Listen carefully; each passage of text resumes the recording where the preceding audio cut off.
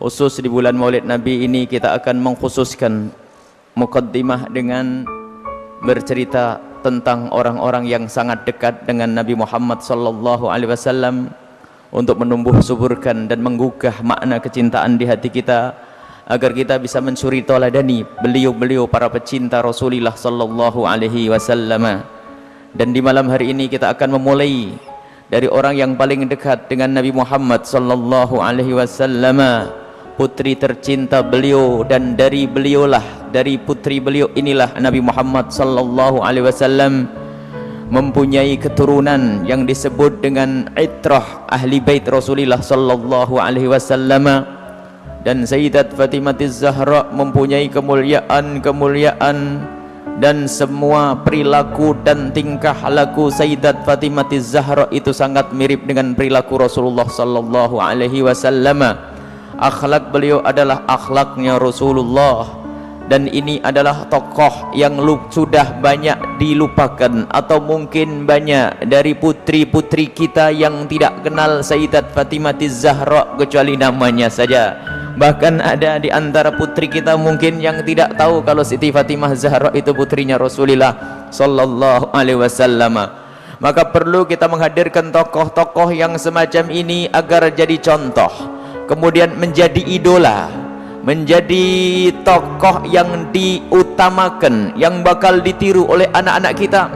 Sebab krisis suri toladan kita ini, krisis suri toladan, banyak anak-anaknya orang yang katanya pecinta Rasulullah akan tapi putra-putrinya mengidolakan orang yang benci kepada Rasulullah atau yang dibenci oleh Rasulullah, mengidolakan orang yang tidak pernah sujud karena gambarnya sering terlihat di televisi dan lainnya. Ini adalah musibah akidah sebetulnya, bukan sekedar musibah akhlak, musibah akidah, karena iman itu di dalam hati yang sudah rusak dengan hal-hal yang demikian itu, hati yang telah dirusak dengan mengutamakan sesuatu yang tidak diutamakan Allah, mencintai sesuatu yang tidak dicintai Allah, itu hakikatnya hilangnya iman. Dan begitulah musibah atau fitnah, tu'radul fitnatu 'alal qulubi kal hasir ya'udan 'udan. Jadi rusaknya hati yang mempunyai keimanan ini bukan spontan, perlahan, sedikit demi sedikit, seperti orang menyulam stiker. Jadi tidak langsung menutup hati, akan tapi sedikit demi sedikit. Pertama mengidolakan si A, mengidolakan si B, yang semuanya adalah jauh dari Nabi Muhammad SAW. Pada akhirnya nanti lupa kepada Nabi Muhammad, sehingga baju yang dicintai Rasulullah pun orang gengsi mengenakannya. Anak gadis yang katanya umat Nabi Muhammad hadir marhabanan barangkali, ternyata lebih senang dengan baju yang dibenci oleh Siti Fatimah Zahra. Baik, kita akan berbicara tentang Sayyidat Fatimah Az-Zahra. Beliau adalah putri Rasulullah sallallahu alaihi wasallam. Beliau adalah menemani Rasulullah sallallahu alaihi wasallam di awal-awal perjuangan beliau. Nabi Muhammad sallallahu alaihi wasallam senantiasa ditemani Sayyidat Fatimah Az-Zahra di saat memasuki perkampungan-perkampungan di kota Mekah. Sayyidat Fatimah Az-Zahra selalu menyertai Rasulullah sallallahu alaihi wasallam. Kedekatan Sayyidat Fatimah Az-Zahra tidak seperti putri-putri yang lainnya. Dan begitulah Allah menjadikan Sayyidat Fatimah Az-Zahra. Dan Sayyidat Fatimah Az-Zahra sangat dicintai oleh Rasulullah. Bahkan Nabi Muhammad waktu menghantarkan pernikahan Sayyidat Fatimah Az-Zahra, beliau berkata, Allahumma innaha minni wa inni minha. Allahumma innaha minni wa inni minha. Allahumma kama adhabtar rijsa anni wa tahartani fatahhirha. Hadis diriwayatkan oleh Ibnu Hibban dalam sahihnya. Disebutkan oleh Rasulullah berdoa, ya Allah, Fatimah itu dariku dan aku dari Fatimah. Seperti engkau telah bersihkan aku dari noda, bersihkanlah Fatimah dari noda. Ini adalah doa Rasulullah untuk Sayyidat Fatimah Az-Zahra secara khusus. Akan tapi memang ada sisi lain, Siti Fatimah Zahra juga diperlakukan seperti yang lainnya. Dan itu menunjukkan memang syariat Nabi Muhammad itu tidak terkecualikan. Termasuk putri Rasulullah SAW dalam hadis sahih, Lau sariqat Fatimatu binti Muhammad laqata'tu yadaha. Kalau seandainya Fatimah mencuri, niscaya akan aku potong tangannya, kata Rasulullah. Seandainya Sayyidat, alhamdulillah, masya Allah, ini termasuk memuliakan. Tidak pernah terjadi kepada Sayyidat Fatimah Zahra kalimat, tidak pernah terjadi kepada Sayyidat Fatimah Zahra kejadian pencurian. Nabi Muhammad pakai seandainya, dan tidak akan terjadi kepada Sayyidat Fatimah Zahra, karena Sayyidat Fatimah Zahra sering diberi kabar gembira oleh Rasulullah bahwasanya beliau adalah ahli surga. Sayyidat Nisa'i ahlil jannati, wanita ahli surga, pemimpinnya adalah Sayyidat Fatimah Zahra. Di masa kecil beliau, Sayyidat Fatimah Zahra senantiasa menemani ayahanda beliau. Beliaulah yang membersihkan kotoran dalam hadis yang diriwayatkan oleh Imam Bukhari. Waktu orang-orang pada berkumpul, kemudian berkata, siapa yang berani menumpahkan kotoran di kepalanya Muhammad yang lagi sujud?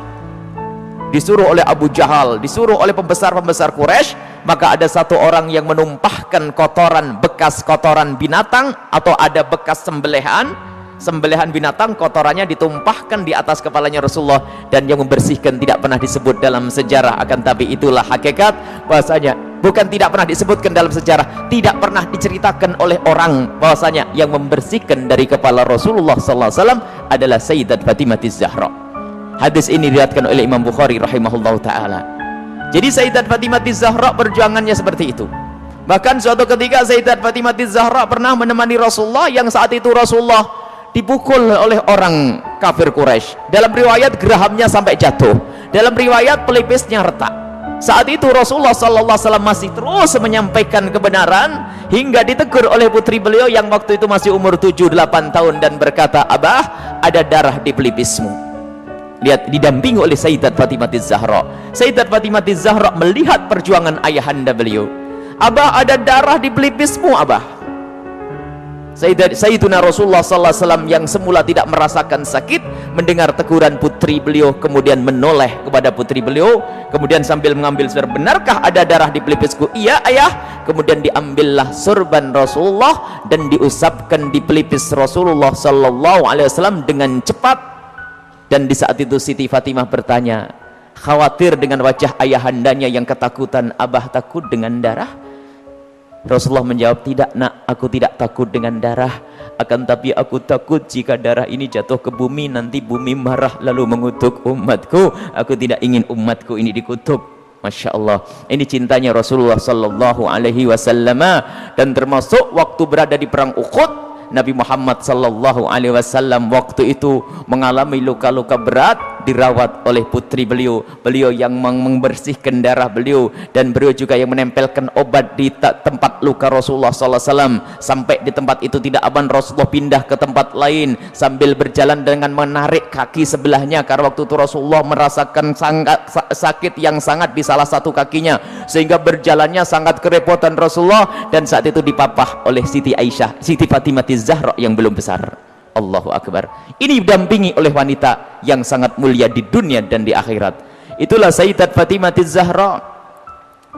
Hingga Sayyidat Fatimah Zahra menjelang dewasa, lihat, dihargai betul oleh Rasulullah.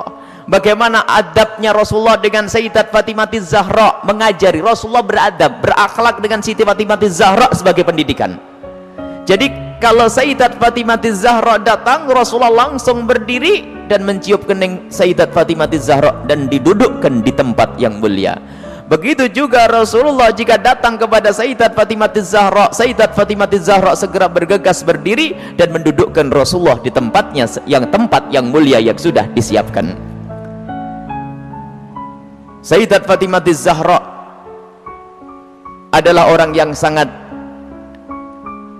dekat dengan Rasulullah, dan sekaligus oleh Rasulullah Sallallahu Alaihi Wasallam diperhatikan dalam segala urusannya. Dan di samping itu Sayyidat Fatimah Zahra juga sangat memperhatikan urusan ayahanda beliau.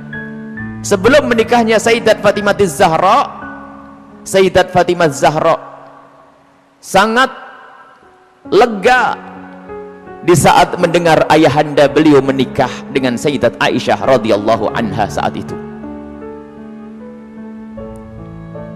Karena Sayyidat Fatimah Zahra melihat bahwasanya Beliau mengerti bahwasanya Rasulullah adalah seorang ayah, seorang nabi yang perjuangannya berat.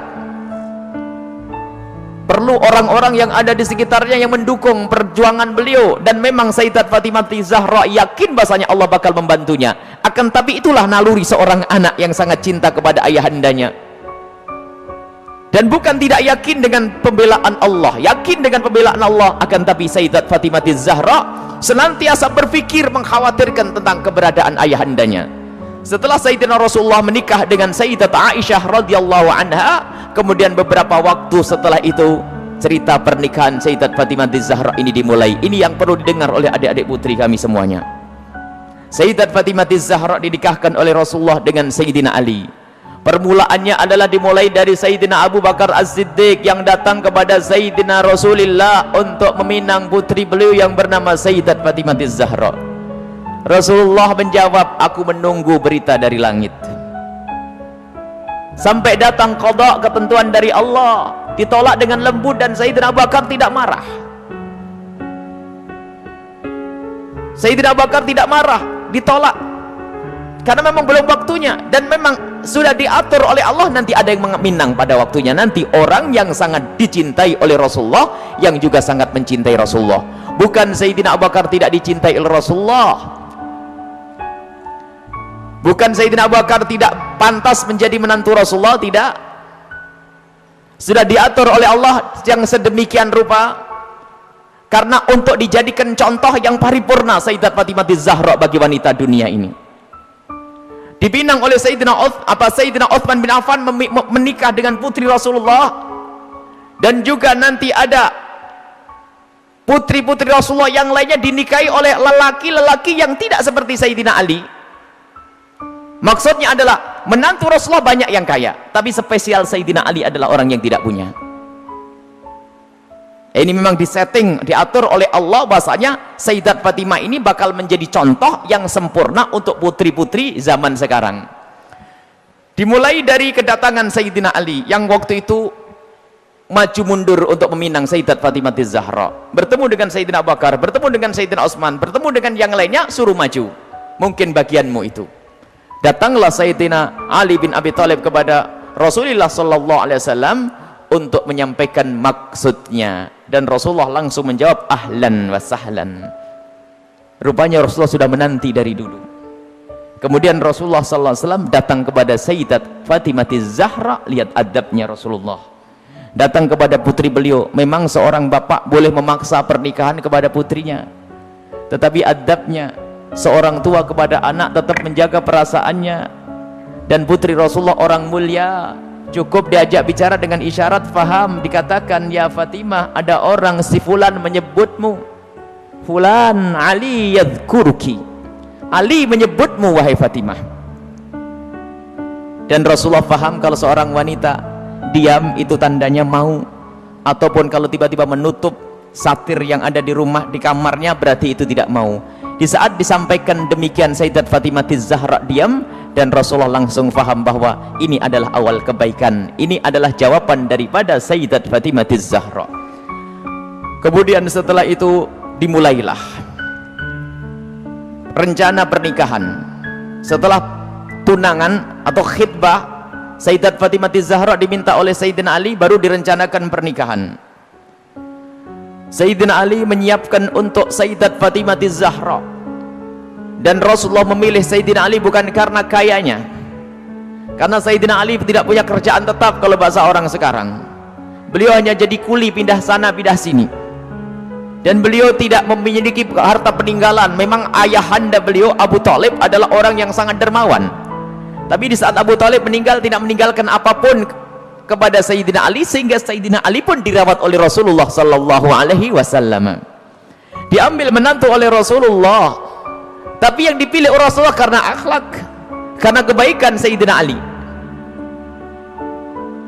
Dan setelah khitbah atau tunangan itu selesai, baru dipersiapkan pernikahan. Sayyidina Ali itu bingung, beliau tidak punya apa-apa. Lalu dihibur Rasulullah, jangan memaksakan itu semua. Lalu ada riwayat-riwayat tentang sebagai baik wanita adalah yang maharnya murah. Itu isyarat bahwasanya tidak banyak tuntutan untuk mahar untuk putri beliau, dan persiapannya tidak terlalu repot. sehingga Sayyidina Ali semakin yakin bahwasanya pernikahan ini akan segera terwujud dengan kesederhanaan. Lihat kesederhanaan pernikahan Sayyidat Fatimah Az-Zahra oleh Rasulullah dan Sayyidina Ali. Dipersiapkan rumah pengantin Sayyidat Fatimah Az-Zahra dengan sangat sederhana, hanya dengan pasir yang ditinggikan, kemudian hanya dengan tikar pelepah korma, kemudian selimut dari kain dari kulit binatang yang dilembutkan. Kemudian kulit binatang yang dilembutkan pun tidak mencukupi kalau digunakan untuk selimut.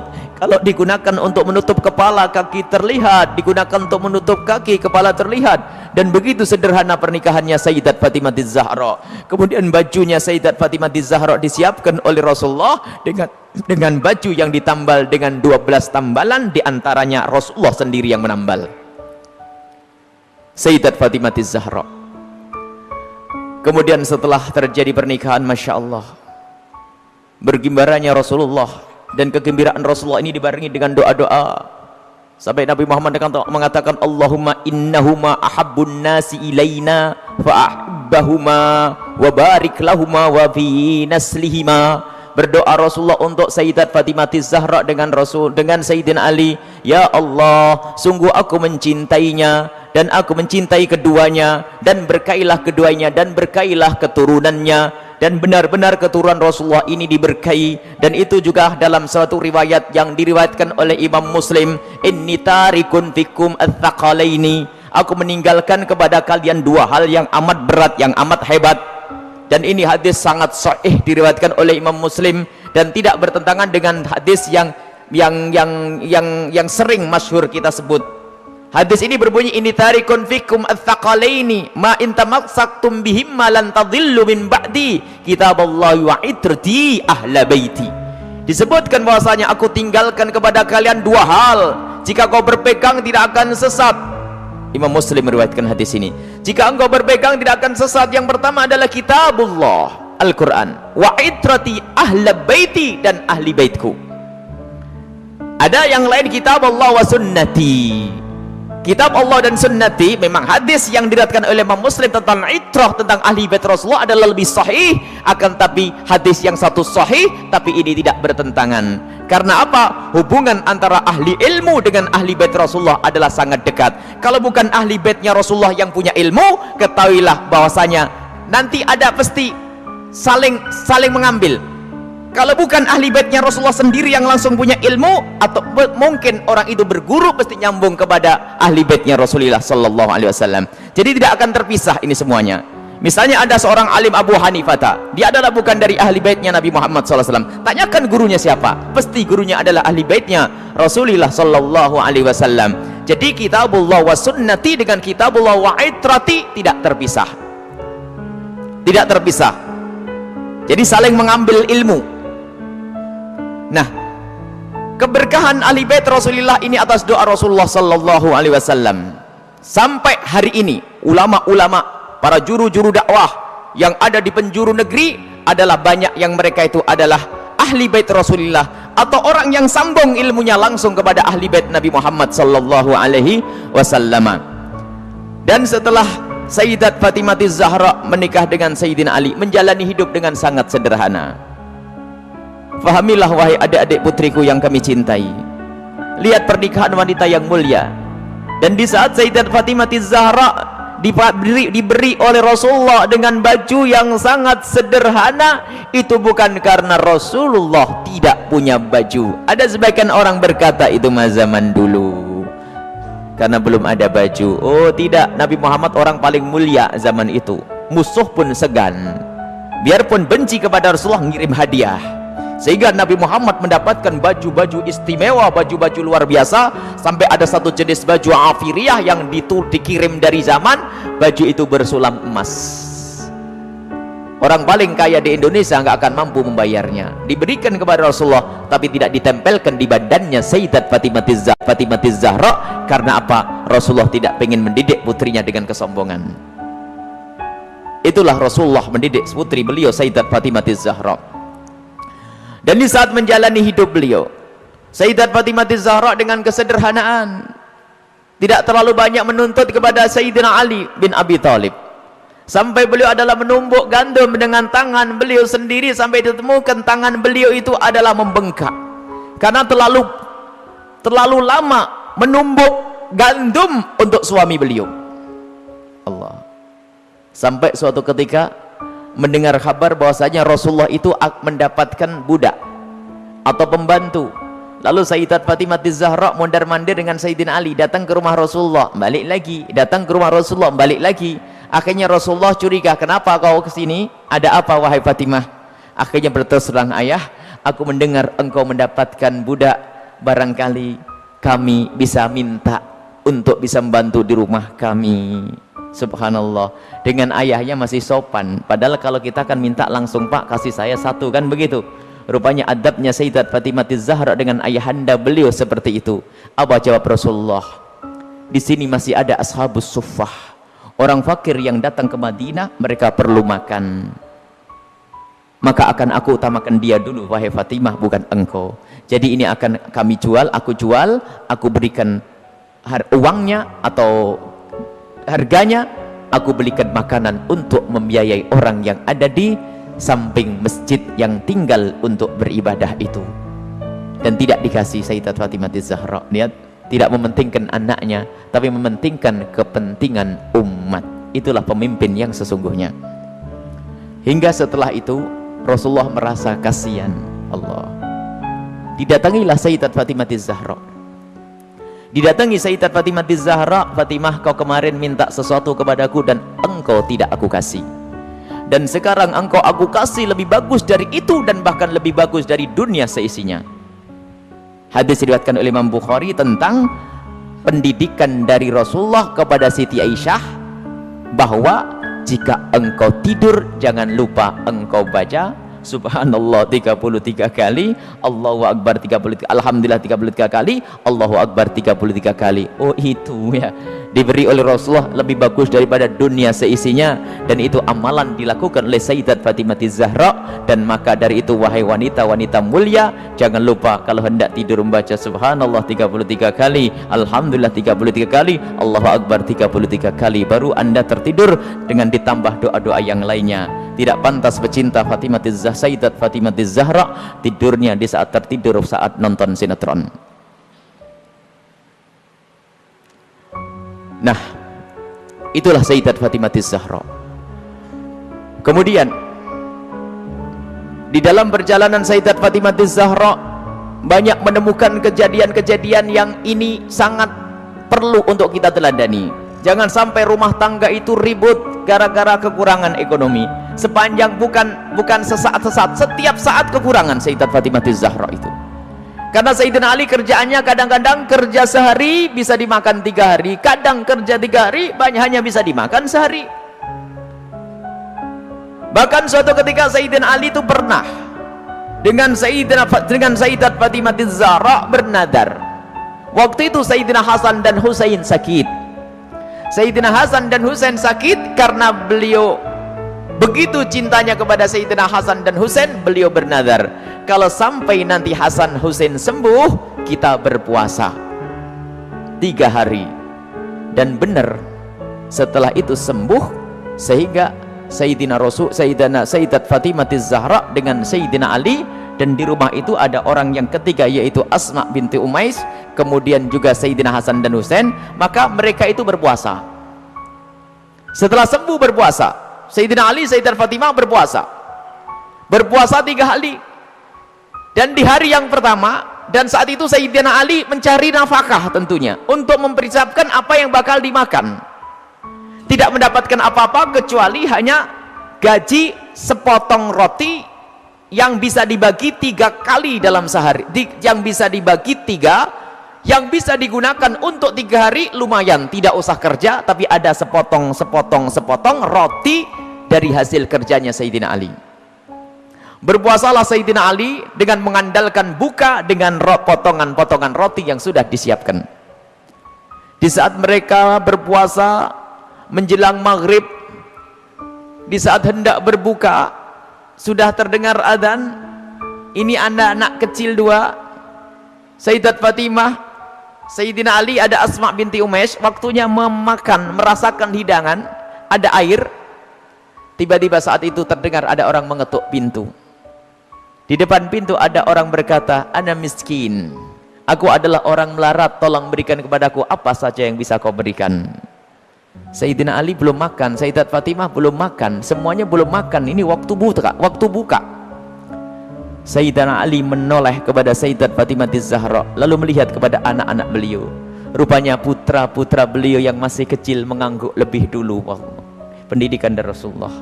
Itulah yang digelar oleh Rasulullah dengan dua penghibur Rasulullah SAW, pemimpin pemuda ahli surga, Sayyidina Hasan dan Sayyidina Husain. Sayyidina Ali melirik kepada Sayyidina Hasan dan Sayyidina Husain mengangguk duluan, suruh kasih saja. Kepada Sayyidat Fatimah Zahra kasih saja, dan semua mengizinkan, baru oleh Sayyidina Ali dikasihkan kepada fakir tersebut.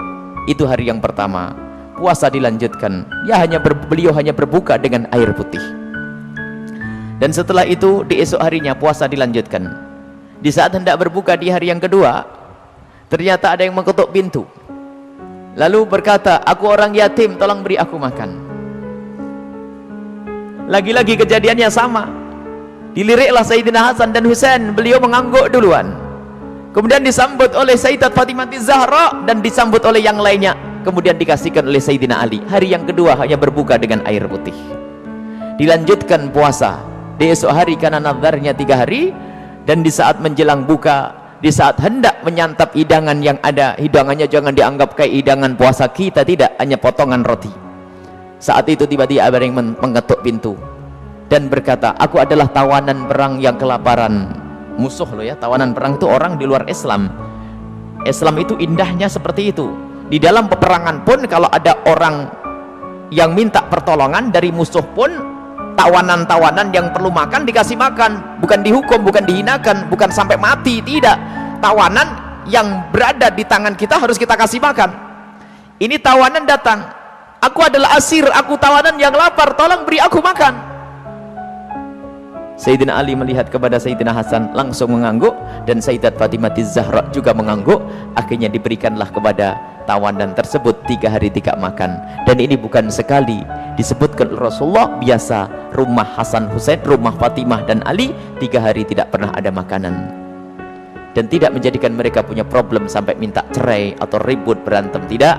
Ini adalah pendidikan mulia di rumahnya Rasulullah SAW. Inilah yang disebutkan di dalam Al-Quran, yufuna bin nadri wa yakhafuna yawman kana syarruhu mustatira wa yut'imuna at-ta'ama ala hubbihi miskinan wa yatiman wa asira innama nut'imukum liwajhillahi la nuridu minkum jazaan wala syukura. Memenuhi nazar yang pernah mereka nadarkan. Mereka takut kalau tidak memenuhi nazar nanti akan mendapatkan siksa di akhirat dengan siksa yang sangat menakutkan, yang sangat besar, merata kemana-mana. Mereka memberikan makanan itu padahal mereka butuh untuk memakannya, diberikan dalam keadaan mereka butuh. Ini sanjungan dari Allah kepada Sayyidina Ali dan Sayyidat Fatimah dan anak-anak beliau. Kami memberikan makan ini karena Allah dan tidak mengharapkan balasan dan ucapan terima kasih dari manusia. Ini adalah kisah di rumah tangga Sayyidina Ali, di rumah tangga Sayyidat Fatimah Zahra, yang beliau jalani adalah dengan kesederhanaan. Kemudian masih banyak cerita-cerita kemuliaan Sayyidat Fatimah Zahra. Di antaranya kemuliaan Sayyidat Fatimah Zahra yang luar biasa adalah suatu ketika Sayyidat Fatimah Zahra ini ditanya oleh Rasulullah. Ini pendidikan untuk putri-putri kita. Waktu itu Sayyidina Ali ditanya oleh Rasulullah waktu berada di majelisnya para sahabat-sahabat. Rasulullah bertanya, siapa wanita yang paling bagus? Wanita yang paling bagus. Wanita yang paling bagus tuh kayak apa? Kalau bahasa kita wanita yang paling cantik tuh kayak gimana sih? Para sahabat Nabi bingung menjawab. Ada yang ngomong mungkin dalam hatinya berkata, mungkin sholatnya ya, mungkin puasanya, mungkin semuanya pakai mungkin. Pada bingung, pada noleh ke sana kemari, tidak bisa menjawab wanita yang paling mulia itu seperti apa. Sayyidina Ali juga tidak bisa menjawab. Semuanya pulang ke rumah masing-masing. Sampai di rumah Sayyidat Fatimah Zahra, seperti kebiasaannya wanita solehah, kalau suaminya datang yang ditanya adalah dapat ilmu apa, bukan dapat duit berapa. Sayyidat Fatimah Zahra bertanya, wahai suamiku, apa yang kau dapat dari ayahanda? Apa yang kau dapat hari ini dari Rasulullah? Lah ini kalimat yang harus dibiasakan oleh para istri tuh. Bang, dapat ilmu apa? Kan begitu. Sayyidina Ali menjawab, kami dapat banyak, cuman kami juga dapat pertanyaan yang kami semua tidak bisa menjawab. Pertanyaan apa? Wanita yang paling mulia itu seperti apa? Wanita yang mulia itu seperti apa? Dijawab oleh Siti Fatimah Zahra, aku yang punya jawabannya. Apa? Dibisikkanlah di telinga Sayyidina Ali. Seketika itu wajah Sayyidina Ali berbinar-binar senang, wajahnya berseri-seri, mata berbinar-binar. Aku menemukan jawaban, pasti aku nanti bakal dibanggakan oleh Rasulullah karena sudah punya jawaban. Di esok harinya ketemu lagi dengan Rasulullah. Siapa yang sudah punya jawaban? Para sahabat Nabi masih bingung. Tiba-tiba Sayyidina Ali berkata, kami punya jawaban ya Rasulullah. Siapa wanita yang paling bagus? Dijawab, wanita paling bagus adalah yang tidak pernah melihat laki-laki dan tidak pernah dilihat laki-laki. Rasulullah paham siapa yang ngasih tahu. Siapa yang ngasih tahu? Sayyidina Ali malu. Yang ngasih tahu tentu orang yang paling dekat denganmu ya Rasulullah, Sayyidat Fatimah Zahra, yang membisikkan bahwasanya wanita mulia adalah yang tidak pernah melihat laki-laki dan yang tidak pernah dilihat laki-laki. Maknanya apa? Bukan tidak melihat seperti ini, maknanya apa? Kalau dilihat laki-laki nggak senang, dan kalau ada laki-laki tidak penasaran siapa itu, oh hidungnya, oh bukan itu rendah. Dan wanita mulia adalah di saat dilihat laki-laki itu merasa tidak nyaman, bukan malah goyang pinggulnya yang dientahkannya. Ini wanita-wanita rendah, malu kalau dilihat. Kalau merasa ada laki-laki memperhatikan, merasa risih, itu iman di dalam hatinya, itu kemuliaan, itu wanita mulia. Itu maksudnya, bukan lalu menutup, tak boleh dilihat, aku harus di kamar saja. Bukan, keluar dengan cara yang wajar, dengan mahram, dengan kelombongan wanita, dan danannya tidak pamer, yang sederhana. Akan tapi lihat, di saat diperhatikan laki-laki merasa risih hatinya. Kalau semua yang ada di tempat ini merasa seperti itu, itulah pecinta Sayyidat Fatimah yang sesungguhnya. Sekarang rusak zaman, wanita keluar semuanya pengen pamer apa yang ia miliki. Sudah begitu ngaku, aku pengikut Rasulullah, aku sering hadir marhabanan maulid Nabi, ribuan manusia yang datang, aku insya Allah dapat syafaatnya Rasulullah. Tapi nggak nyambung dengan Sayyidat Fatimah Zahra. Jadi kita harus berusaha untuk menjadikan diri para wanita-wanita ini merasa tidak nyaman, tidak senang kalau tubuhnya diperhatikan oleh kaum pria. Ini iman, itu kemuliaan. Jadi tidak nyaman, dan itu ada sifat-sifat semacam ini. Ada merasa risih, ada yang masya Allah kalau sudah diperhatikan merasa, waduh wajahnya mulai putih, kuning, hijau tuh.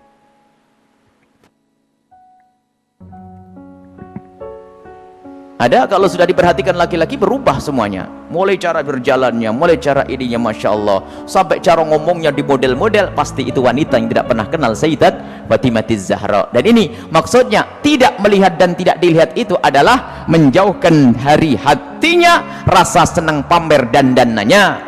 Sampai suara pun dijaga, suara dijaga. Sayyidat Fatimah Zahra suara dijaga, dan rasa malunya sangat tinggi. Sayyidat Fatimah Zahra sangat malu, pemalu beliau itu. Pernah suatu ketika berada di teras rumah, bukan di teras karena rumah jangan dianggap kayak rumah kita, sebab rumah Rasulullah dengan Sayyidat Fatimah Zahra kalau digambarkan, kalau Masjid Nabawi ini segede ini dulu tuh, Masjid Nabawi kurang lebihnya seperti ini, seperti Masjid Taqwa ini sebelum dikembangkan. Jadi rumah Rasulullah itu, rumah Sayyidat Fatimah Zahra ada 5x5 di situ. Seberangnya ada rumahnya Sayyidi Aisyah, di belakangnya ada rumahnya Sayyidah Saudah. Kemudian nanti istri Rasulullah yang lainnya ada diajar begitu. Jangan dianggap rumahnya di kampung sana, di kota sini, bukan. Jadi rumahnya hanya kecil-kecil begitu. Sehingga ada fitnah yang pernah disebar bahwasanya Siti Fatimah Zahra pernah ditendang Sayyidina Umar bin Khattab. Ini kan fitnah pada Sayyidina Umar. Memangnya nggak ada yang dengar yang lainnya? kecil begini, kalau sampai Siti Fatimah sampai jerit-jerit nangis pasti kedengaran. Ada ya sekelompok orang yang berdusta mengatakan Siti Fatimah Zahra meninggal karena dipukul oleh Sayyidina Umar bin Khattab, perutnya sampai keluar. Ini lucu cerita ini, dipikir rumahnya itu di kampung sana ya, kampung sini, bukan. Itu loh rumah Siti Fatimah, kalau ada di sekitar masjid ini, mepet 5 kali 5, 4 kali 3, rumahnya itu rumah dipikir rumah kayak apa begitu, bukan. Jadi rumah Rasulullah dan semua keluarganya itu kalau dikumpulkan hanya 200 meter. Allah. Dan sangat sederhana. Lah itulah, suatu ketika Sayyidat Fatimah Zahra berada di depan kamar, di depan rumah bersama Asma binti Umais. Asma binti Umais itu adalah bekas istrinya Ja'far At-Tayyar. Di saat itu ada jenazah yang lewat. Dan di saat ada jenazah yang lewat, tiba-tiba Siti Fatimah menangis. Dan menangisnya nggak kira-kira. Sampai Asma ketakutan, kenapa wahai binta Rasulillah, wahai putri Rasulullah, engkau menangis seperti itu, ada apa? Kenapa engkau menangis? Baru setelah reda bisa menjawab, aku menangis, aku nanti pasti akan mati. Tentu engkau akan mati. Bukan masalah kematian, tetapi aku tidak ingin nanti seperti itu. Kenapa dia? Lihat, semua orang yang meninggal akan diperlakukan seperti itu, dibungkus dengan kain kafan, lalu diangkat di kepalanya manusia, lekuk-lekuk tubuhnya terlihat. Alangkah malunya aku nanti jika aku mati, lalu diangkat di atas kepala manusia, lalu lekuk-lekuk tubuhku terlihat. Oh, mikir lekuk tubuhnya, subhanallah. Setelah mati itu yang digambarkan, bukan waktu hidup. Ini ngaku pecinta Fatimah Zahra, ngaku pecinta Sayyidat Fatimah Zahra, tidak pernah merasa risih lekuk tubuhnya dilihat orang. Jadi Siti Fatimah Zahra itu merasa malu kalau nanti dilihat setelah meninggal. Lalu Asma bercerita, wahai Fatimah, waktu aku di Habasyah, aku melihat ada orang itu, kalau ada orang meninggal itu dibuatkan satu kotak, kemudian mayat dimasukkan ke dalam kotak, kemudian ditutup pelepah korma sehingga tidak kelihatan itu. Kalau bahasa kita keranda. Mendengar jawaban seperti itu, Sayyidat Fatimah Zahra sangat senang dan menyambut dengan kegembiraan Asma.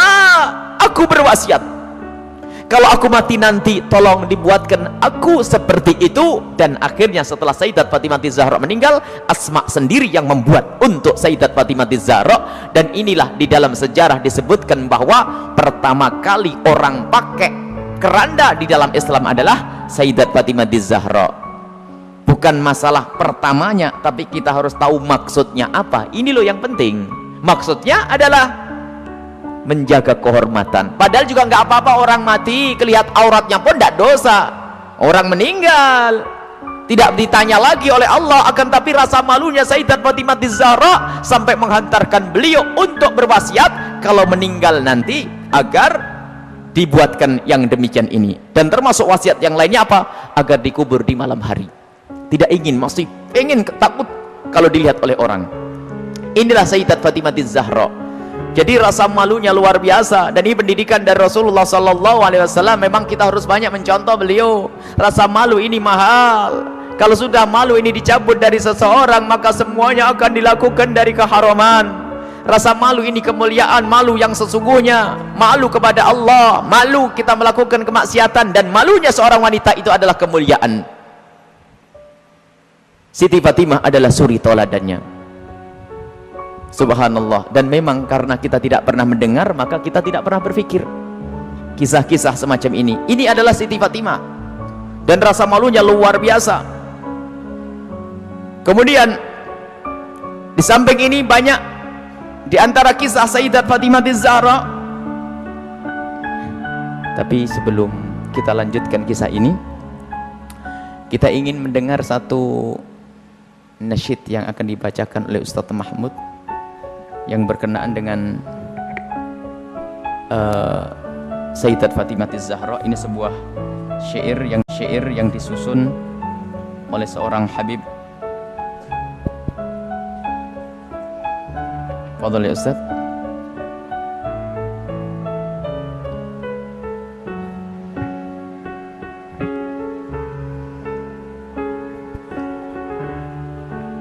Allahumma salli wa sallim ala sayyidina Muhammadin wa ala ali sayyidina Muhammad Sallallahu alaihi wasallam.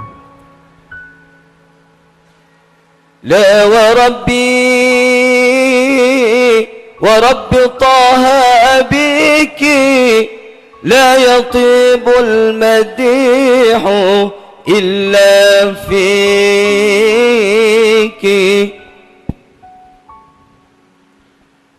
لا ورب طه بك لا يطيب المديح إلا فيك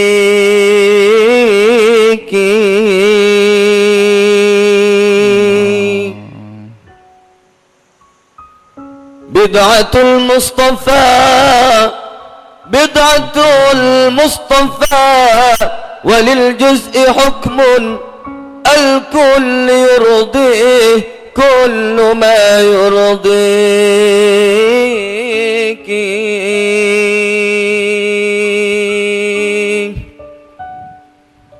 فلذة منه في المشاعر والإحساس يؤذيه كل ما يؤذيك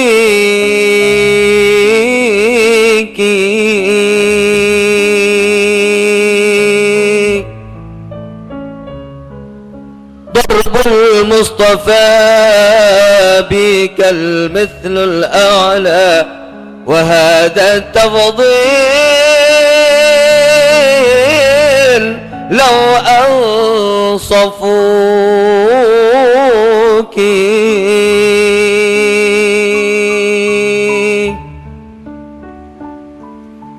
قد قضى الله أن يتم بكم نورا هداه بالرغم من شأنك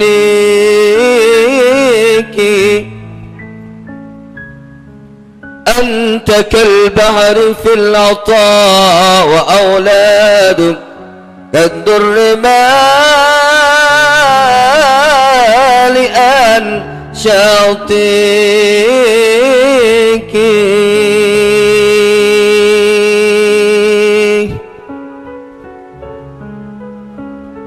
وسلام عليك في كل حين يتغشاك من لدن باريك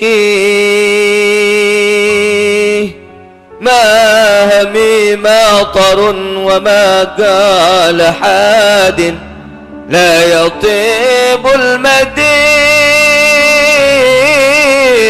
إلا فيك والحمد لله رب العالمين يا رسول الله انظر إلينا آمين.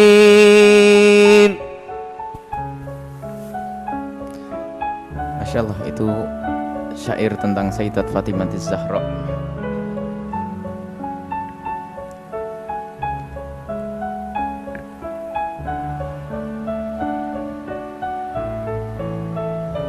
Dan karena ini sebetulnya muqaddimah ya, tidak boleh panjang tadi. Muqaddimah akan kami akhiri waktu Rasulullah sallallahu alaihi wasallam menjelang keberangkatan beliau atau kepergian beliau, wafat beliau. Saat itu Rasulullah sallallahu alaihi wasallam merasakan sakit yang sangat. Kedatangan Sayyidat Fatimah Az-Zahra. Dan seperti kebiasaan Rasulullah, kalau kedatangan putri beliau, beliau itu langsung berdiri. Dan beliau lupa bahwasanya beliau itu lagi sakit dan lagi lemah fisik beliau. Sehingga melihat wajah Sayyidat Fatimah Az-Zahra bergegas, Nabi Muhammad ingin berdiri tapi tidak mampu. ingin berdiri lagi dan tidak mampu, ingin berdiri lagi dan tidak mampu. Kemudian Sayyidat Fatimah bergegas mempercepat langkah hingga sampai kepada Rasulullah, tidak usah berdiri ayah. Kemudian Sayyidat Fatimah Zahra mencium keningnya Rasulullah sallallahu alaihi wasallam. Dan setelah itu Sayyidah Fatimah Zahra agak menjauh dari Rasulullah karena waktu itu ada yang menjaga. Di antaranya Sayyidah Aisyah. Tiba-tiba Rasulullah meminta, kau ke sini, dengan isyarat. Memanggil Sayyidat Fatimah Zahra, lalu didekatkanlah Sayyidat Fatimah Zahra kepada Rasulullah. Dan di saat Sayyidat Fatimah Zahra dekat dengan Rasulullah, tiba-tiba ditarik kepala Sayyidat Fatimah, didekatkan telinga beliau ke bibirnya Rasulullah. Dan di saat itu Rasulullah berbisik dengan satu bisikan. Saat itu Sayyidat Fatimah Zahra nangis yang luar biasa, beliau menangis. Kemudian setelah itu ditarik lagi kepala Sayyidat Fatimah Zahra, kemudian dibisiki yang kedua kalinya. Dengan bisikan yang kedua kalinya ini, ternyata Sayyidat Fatimah Zahra tidak menangis lagi. Justru yang ia temukan adalah, yang ditemukan dari Sayyidat Fatimah Zahra adalah senyum. Siti Aisyah dari kejauhan ini terheran-heran, kok ada orang menangis langsung tertawa. Sehingga setelah itu ditanya, Fatimah, aku lihat engkau tadi menangis bareng dengan tertawa. Rasulullah ngomong apa? Dijawab oleh Siti Fatimah Zahra, aku tidak akan menyebar rahasia ayahku, antara aku dengan ayahku selagi beliau masih hidup. Dan cerita ini akan dibuka oleh Siti Aisyah bersama Sayyidat Fatimah Zahra. Cerita itu adalah waktu pertama dibisikkan oleh Rasulullah kepada Siti Fatimah. Bisikan itu adalah, wahai Fatimah, sebentar lagi aku menghadap kepada Allah, aku akan meninggal, aku akan kembali kepada Allah. Yang disadari oleh Siti Fatimah Zahra adalah perpisahan. Sehingga perpisahan itu, yang ia sadari adalah perpisahan. Maka dari itu rasa takutnya Siti Fatimah Zahra dengan perpisahan dengan orang yang sangat dicintai menjadikan Sayyidat Fatimah Zahra menangis. Dan tangisnya tiada kira, karena akan ditinggal oleh Rasulullah. Kecintaan kepada Rasulullah menjadikan itu semua terjadi, menangis. Dan kemudian bisikan yang kedua, kata Siti Fatimah, beliau berkata kepadaku bahwa engkau adalah pertama dari keluargaku yang akan menyusulku. Aku menjadi lega, aku senang karena aku bisa menyusul ayahandaku. Artinya aku tidak akan pisah lama dengan ayahku. Dan benar, setelah 6 bulan Rasulullah meninggal, disusul oleh Sayyidat Fatimah Zahra. Dan perjalanan meninggalnya Sayyidat Fatimah, Masya Allah, hari-hari Sayyidat Fatimah Zahra menanti hari yang dinantikan ini. Beliau masih di dunia, tapi seolah-olah sudah tidak di dunia. Yang ada hanya derai air mata dan tangis. Yang ada hanya derai air mata dan tangis kerinduan kepada ayahanda beliau. Terngiang-ngiang di telinganya janji ayahandanya, engkau adalah orang pertama kali yang bakal menyusulku. Tapi hari itu dirasakan lama oleh Sayyidat Fatimah Zahra. Waktu 6 bulan dirasakan lama sekali. Ingin segera bertemu kembali dengan ayahanda beliau. Dan Sayyidat Fatimah Zahra setiap disaksikan oleh Sayyidina Ali dan Asma binti Umais adalah dengan derai air mata. Sehingga tertampaklah fisik Sayyidat Fatimah Zahra berubah, semakin lemah dan semakin lemah. Orang mengatakan Sayyidat Fatimah Zahra sakit, padahal beliau tidak sakit. Itu adalah kerinduan kepada ayahanda beliau. Duduk bersama Sayyidina Ali karramallahu wajhah. Dan di saat duduk dengan Sayyidina Ali, beliau berkata, sepertinya waktuku sudah dekat, wahai suamiku. Dan aku, dijawab Sayyidina Ali, engkau tidak pernah punya kesalahan kepadaku, wahai putri Rasulullah. Baiklah wahai suamiku, aku akan berwasiat, tolong jalankan wasiatku. Baik wahai putri Rasulullah, wasiat apa yang harus aku sampaikan? Waktu itu Sayyidah Fatimah Zahra berwasiat, aku wasiat kepadamu 3 hal. Yang pertama adalah, nikahilah Umamah. Setelah aku meninggal nanti, Umamah itu putri daripada Sayyidah Zainab. Karena Umamah itu adalah sifat wataknya sangat mirip dengan aku, dan dia sangat bisa untuk mendidik anak-anakku. Yang kedua adalah, jika aku mati nanti, tolong aku diantarkan ke kubur dengan keranda mayat seperti yang pernah dipesankan kepada Asma. Yang ketiga adalah kuburlah aku di malam hari, dan itu semua akan dijalankan oleh Sayyidina Ali bersama Asma binti Umaysh. Kemudian setelah itu tangis selalu mengiringi perjalanan Sayyidat Fatimah Az-Zahra, duka yang amat dalam. Akan tapi beliau adalah orang yang dididik oleh Rasulullah. Dukanya bukan karena meninggalnya Rasulullah, sudah berubah dukanya karena rindu kepada Rasulullah. Semula waktu Nabi Muhammad meninggal, Sayyidat Fatimah Az-Zahra menangisnya karena ditinggal oleh Rasulullah. Tapi setelah itu berubah tangis Sayyidat Fatimah Az-Zahra karena ingin bertemu dengan Nabi Muhammad SAW. Dan sudah pada waktu yang sudah sangat dekat, Sayyidat Fatimah Az-Zahra merasakan sakit yang sangat. Tapi sakitnya lagi-lagi sakit kerinduan, sehingga berpesan kepada Asma, engkau di luar saja Asma. Hasan Husain di mana? Lagi ke masjid. Baiklah, kau tunggu di luar, aku akan membaca Al-Quran. Kalau sudah nanti engkau tidak bisa mendengar, kalau sudah tidak ada Quran terdengar, itulah waktuku. Sayyidat Asma berada di depan sambil nunggu kepulangan Sayyidina Hasan dan Husain. Beliau tidak menyadari omongan Sayyidat Fatimah tadi, hanya mendengar tapi kurang bisa menyadari. Setelah beberapa waktu tiba-tiba sudah tidak terdengar, baru sadar tadi Siti Fatimah ngomong kalau sudah tidak terdengar suara Al-Quran, berarti waktu itu adalah waktuku. Sayyidat Asma baru sadar, gemeteran beliau masuk ke kamar Sayyidat Fatimah Az-Zahra, dan Sayyidat Fatimah Az-Zahra sudah menyusul Rasulullah sallallahu alaihi wasallam. Yang ada di dalam yang bisa dilakukan oleh Sayyidat Asma hanya menangis, dan tangisnya Sayyidat Fatimah Az-Zahra tidak sekedar kepergian Sayyidat Fatimah Az-Zahra, bukan hanya karena kepergian Sayyidat Fatimah Az-Zahra. Sayyidah Asma binti Umaysh berpikir, bagaimana aku menghadapi dua cucu Rasulullah sallallahu alaihi wasallam. Dipikir kecintaan kepada ahli bait Nabi Muhammad SAW. Aku harus ngomong apa dengan Hasan Husain? Bingung Sayyidat Fatimah Az-Zahra, pintu masih ditutup. Bingung Asma binti Umaysh, pintu masih ditutup. Ditutuplah Sayyidat Fatimah dengan kain, kemudian Sayyidat Asma keluar. Dan di saat Sayyidat Asma keluar, berada di depan pintu, bingung.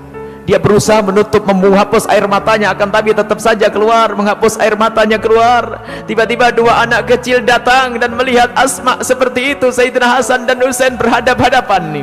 Pendidikan dari Rasulullah, berhadap-hadapan, sadar ada sesuatu yang tidak beres, ada yang gak beres di rumah. Berhadapan-hadapan Sayyidina Hasan dan Husain, anak kecil, tiba-tiba rangkulan sampai menangis, belum dikasih tahu sudah paham. Itulah sambung hatinya cucu Rasulullah dengan ibundanya dan dengan Rasulullah sallallahu alaihi wasallam. Asma tidak bisa menahan itu semua, kemudian dirangkul dan dibawa ke dalam, dan sampai di dalam mencium kening Sayyidat Fatimah Az-Zahra. Itulah yang terjadi di dalam rumah pecinta-pecinta Rasulullah sallallahu alaihi wasallam. Dan setelah itu Sayyidina Ali datang, yang malah Sayyidina Ali sendiri. Ada riwayat yang tidak benar, Siti Fatimah berpesan agar tidak dimandikan. Itu tidak benar, itu berlebihan. Siti Fatimah, ada yang mengatakan Siti Fatimah meninggal tidak dimandikan karena tidak ingin auratnya dilihat oleh orang. Itu riwayat tidak benar. Siti Fatimah dimandikan, yang memandikan adalah Sayyidina Ali karramallahu wajhah. Dan kemudian setelah itu Sayyidina Fatimah Az-Zahra dihantarkan ke kubur dengan cara seperti yang telah dipesankan oleh beliau, memenuhi wasiat dari Sayyidat Fatimah Az-Zahra. Ini adalah sekelumit daripada yang bisa kita ambil dari putri Rasulullah sallallahu alaihi wasallam. Yang perlu digarisbawahi apa? Kenapa Sayyidat Fatimah Az-Zahra dicintai oleh Rasulullah? Bukan karena putrinya saja. Sebab kalau urusan putri, yang lain juga putrinya Rasulullah. Sayyidah Zainab, Sayyidah yang lain. Tapi kenapa Sayyidat Fatimah Az-Zahra mendapatkan ini semuanya? Karena ada kelebihan akhlaknya yang sangat luar biasa. Pertama, kecintaannya kepada Rasulullah melebihi daripada yang lainnya, sehingga mendapatkan balasan dari Rasulullah yang lebih. Yang kedua, lihat akhlaknya, rasa malunya yang tinggi kepada Rasulullah, rasa malunya yang tinggi. Kemudian di samping itu pengabdiannya yang luar biasa. Ini yang menjadikan Rasulullah cinta kepada Sayyidat Fatimah Az-Zahra. Dan juga Sayyidat Fatimah Az-Zahra adalah orang yang sangat dekat dengan Rasulullah, bukan saja dekat di dalam pergaulannya, akan tapi memang senantiasa ini balas-balasan masalah kecintaan sampai digelari Ummu Abiha. Ummu Abiha, ibu dari ayahnya, begitu dekatnya. Sifat-sifat Sayyidah Khadijah Al-Kubra turun kepada Sayyidat Fatimah Az-Zahra, sehingga waktu Sayyidat yang paling berduga adalah Ummi Kulthum.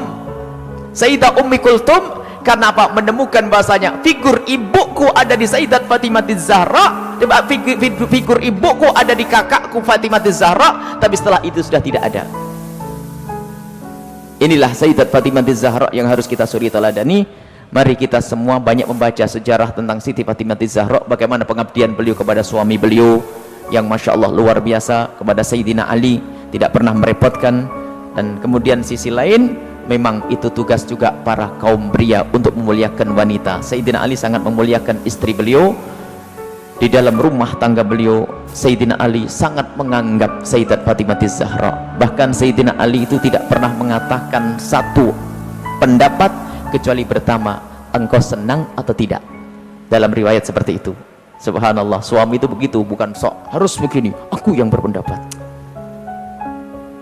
Jadi menghargai wanita itu juga memupuk hati seorang wanita ini agar bisa terbimbing, karena Nabi Muhammad sudah menggambarkan wanita itu adalah seperti tulang rusuk, bengkok, bukan bengkok fisiknya, semuanya bengkok, akan tapi maknanya adalah dia itu berbeda, punya watak dengan kaum laki-laki, maka harus ada kesesuaian di sini. Jadi saling melengkapi. Seorang suami kalau menemukan istrinya keras, harus sabar. Ini adalah pendidikan lain dalam hal ini. Dan kalau kita mencontoh apa yang ada di dalam rumah tangga Sayyidina Ali dengan Sayyidat Fatimah Az-Zahra, luar biasa. Dan di saat Sayyidina Ali dalam peperangan, di saat di rumah, di saat melakukan ibadah, Masya Allah, bagaimana ibadahnya Sayyidina Ali diladeni oleh Sayyidat Fatimah Az-Zahra. Bahkan pernah Siti Fatimah itu melakukan satu kesalahan, minta maaf semalam, berkali-kali minta maaf kepada Sayyidina Ali, lalu laporan kepada ayahanda, ayah semalam aku punya masalah dengan suamiku sampai aku meminta maaf, akhirnya aku dimaafkan. Rasulullah menjawab, kalau seandainya Ali tidak memaafkanmu, aku pun tidak akan memaafkan. Allah. Seorang bapak yang bijak memihak kepada kebenaran, bukan memihak kepada putri beliau. Tapi inilah Sayyidat Fatimah Az-Zahra yang mendapatkan jaminan atau kabar gembira dari Rasulullah bahwasanya beliau adalah ahli surga. Ini saja insya Allah, semoga ini menjadi bekal kita untuk semakin kenal kepada Siti Fatimah Az-Zahra. Nanti cari buku tentang Siti Fatimah Az-Zahra, tapi hati-hati, karena kalau sudah berbicara tentang Siti Fatimah Az-Zahra, nanti ada tulisan atau cerita tentang Siti Fatimah Az-Zahra yang ditulis oleh orang-orang yang tidak bertanggung jawab, yang benci kepada Sayyidina Abu Bakar dan benci kepada Sayyidina Umar. Ternyata nanti Siti Fatimah didolimi, dipukul Sayyidina Umar dan sebagainya. Itu awas, buku dusta, buku dusta sampai keguguran Siti Fatimah Az-Zahra. Dan sengaja kami hadirkan untuk membendung juga akidah yang tidak benar, yang mengangkat Siti Fatimah tinggi-tinggi tapi merendahkan Sayyidina Abu Bakar As-Siddiq dan Sayyidina Umar Ibn Khattab. Inilah perayaan Maulid Nabi kita pada malam hari ini, untuk kenal dengan Siti Fatimah Az-Zahra. Karena waktu ya, Bismillahirrahmanirrahim. Alhamdulillahirabbil alamin. Allahumma shalli ala sayyidina Muhammad wa ali sayyidina Muhammad. Allahumma arhamna wa la tu'adzibna wansurna wa la takhdhulna wa afina wa la tumritna wa akrimna wa la tuhinna wa athirna wa la tuthir alaina innaka ala kulli syai'in qadir. Allahumma ya Allah yang menyaksikan kami saat ini, ya Allah, ya Allah yang melihat hati kami, ya Allah, kami bisa berucap, ya Allah, kami bisa bertutur kata, ya Allah, akan tapi ya Allah yang tahu hati kami hanya Engkau, ya Allah, ya Allah, ya Allah. Jauhkan kami dari pandai bertutur kata tapi tidak bisa mengamalkannya, ya Allah. Sesuaikan apa yang kami sabarkan dengan hati kami, ya Allah. Saat ini kami berbicara tentang kecintaan kepada kekasihmu Nabi Muhammad, kami mendengar tentang kecintaan kepada kekasihmu Nabi Muhammad, tapi kami takut, ya Allah, jika itu semua tidak ada di hati kami. Wahai Zat yang menciptakan cinta, berikan kepada hati kami kecintaan yang sesungguhnya, agar kami bisa mencintaimu, ya Allah, agar kami bisa mencintai kekasihmu Nabi Muhammad, Muhammad, agar kami bisa mencintai semua yang dicintai kekasihmu Nabi Muhammad,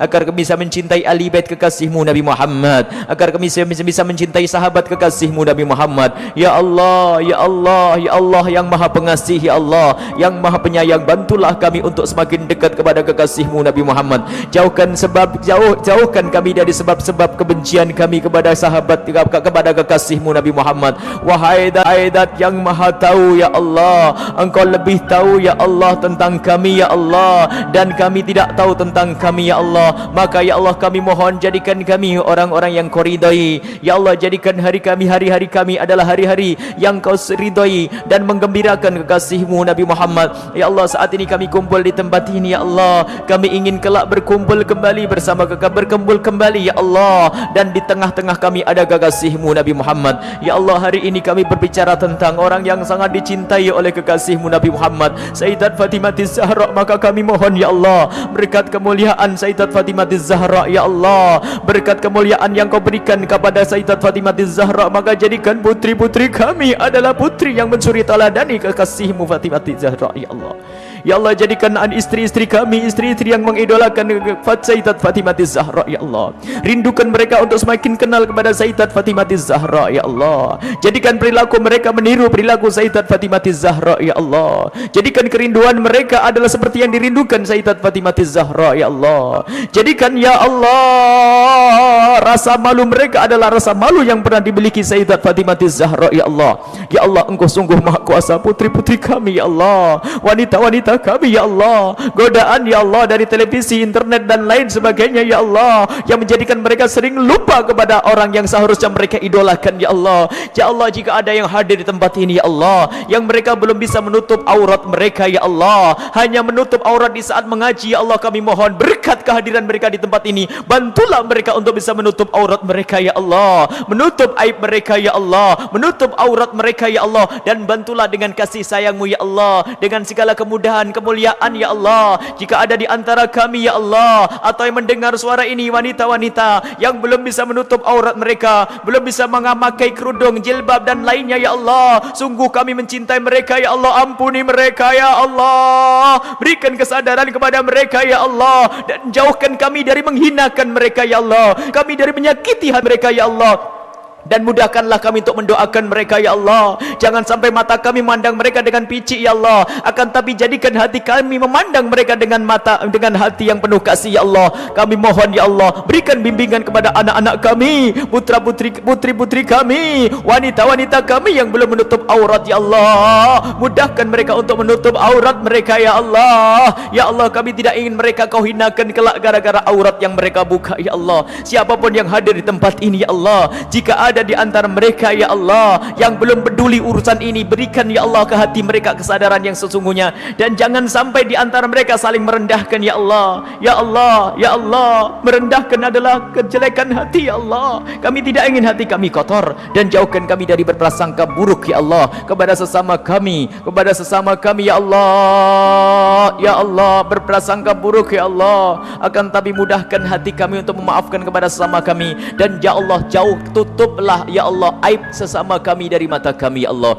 dan bukalah aib kami dari mata kami ya Allah. Jauhkan ya Allah, tutuplah mata kami ya Allah, tutuplah aib saudara-saudara kami ini dari mata kami, dan bukalah aib kami di mata kami ya Allah. Ya Allah, ya Allah, ya Allah, tampakkanlah kepada kami kebaikan sahabat-sahabat kami dan saudara kami, dan tutuplah mata kami dari melihat aib guru-guru kami ya Allah. Kami takut tidak mencintai lagi ya Allah. Bertambahkan kecintaan kami kepada guru-guru kami ya Allah. Ya Allah, berikan kemudahan segala urusan kami ya Allah. Ampuni dosa orang tua kami, dan ampuni dosa guru-guru kami. Ampuni dosa orang tua kami, ampuni dosa guru-guru kami ya Allah. Ampuni dosa orang tua kami, dan ampuni dosa guru-guru kami ya Allah. Kami yang hadir di tempat ini adalah hamba-hamba-Mu ya Allah. Ampuni mereka semua punya hajat ya Allah. Hajat mereka amat banyak ya Allah, hajat mereka amat banyak ya Allah. Maka kabulkan hajat mereka. Ada di antara mereka yang ingin menikah, maka mudahkan mereka untuk mendapatkan pasangan orang yang Kau cintai, yang Kau muliakan kebaikan yang menjadikan sebab mereka mulia di dunia dan di akhirat. Ada di antara mereka belum punya keturunan, maka berikan kepada mereka keturunan ya Allah, anak yang soleh soleha yang bakal dibanggakan oleh kekasihmu Nabi Muhammad. Ada di antara mereka yang hidup dalam rumah tangganya kurang indah ya Allah,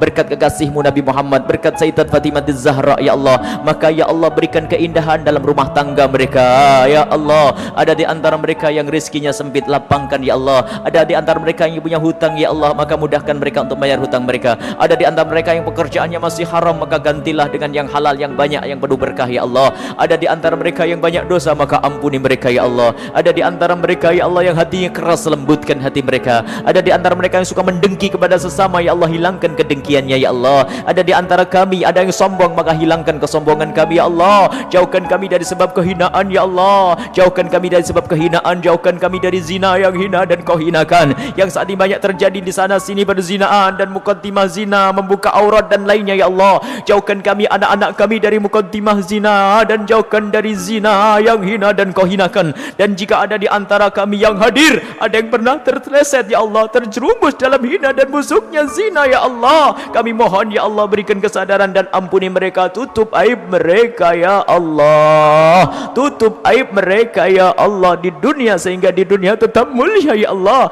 dan di akhirat muliakan ya Allah dengan pengampunanmu ya Allah, hingga tidak kau seksa ya Allah. Ya Allah mudahkan segala urusan kami, lapangkan rezeki kami, jika ada yang sakit sembuhkan ya Allah, panjangkan umur kami dalam ketaatan serta sehat walafiat, dan di saat engkau hendak mencabut nyawa kami kelak, cabutlah nyawa kami dalam keadaan iman, dalam keadaan kau ridha pada kami ya Allah, dan jadikan kami ahli istiqamah ya Allah. Ya Allah, ya Allah, kami mohon jika ada yang hadir di tempat ini ya Allah yang merasa tersakiti hatinya oleh kalimat-kalimat kami, maka muliakan mereka, angkat derajat mereka, dan ampuni kami, dan berikan kepada kami semua husnul khotimah, mati dalam keadaan iman, iman, iman, dan jadikan ucapan kami di akhir hayat kami kelak adalah kalimat agung dan mulia, la ilaha illallah Muhammadur Rasulullah, la ilaha illallah Muhammadur Rasulullah,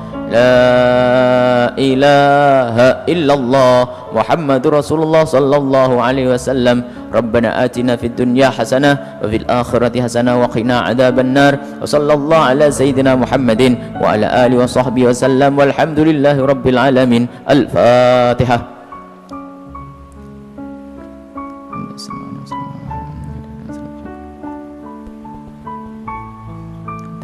Terima kasih, mohon maaf dan mohon doa selalu. Wabillahi taufik hidayah. Wassalamualaikum warahmatullahi wabarakatuh.